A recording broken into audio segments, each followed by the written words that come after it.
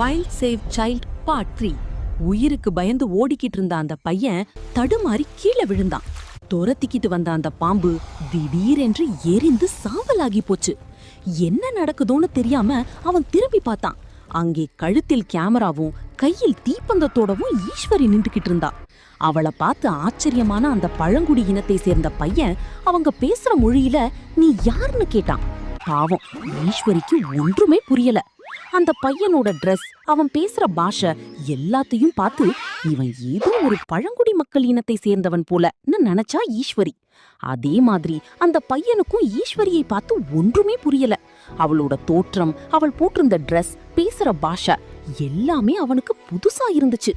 காட்டுக்கு வெளியே இருக்கிற மக்கள் இப்படிதான் இருப்பாங்கன்னு அவனுக்கு தெரியாது. ஆனா தன்னோட உயிரை காப்பாத்தியது ஈஸ்வரி தான் அப்படின்னு மட்டும் அவனுக்கு நல்லாவே புரிஞ்சுச்சு. ஈஸ்வரி யோசிச்சா, இந்த காட்டை பத்தி நமக்கு எதுவுமே தெரியாது. இந்த பையன் அவங்க வீட்டை விட்டு வழி தெரியாம காட்டுக்குள்ள வந்துட்டான் போலன்னு. அவன்கிட்ட பேச ஆரம்பிச்ச உடனே அந்த பையன் அப்பா அம்மாவை நினைச்சு ரொம்பவும் அழ ஆரம்பிச்சுட்டான். அந்த பையனுக்கு ஈஸ்வரி ஆறுதல் சொல்லி தேற்றினாள். அதுக்கப்புறம் 2 பேரும் சேர்ந்து மெதுவா காட்டுக்குள்ள நடக்க ஆரம்பிச்சாங்க.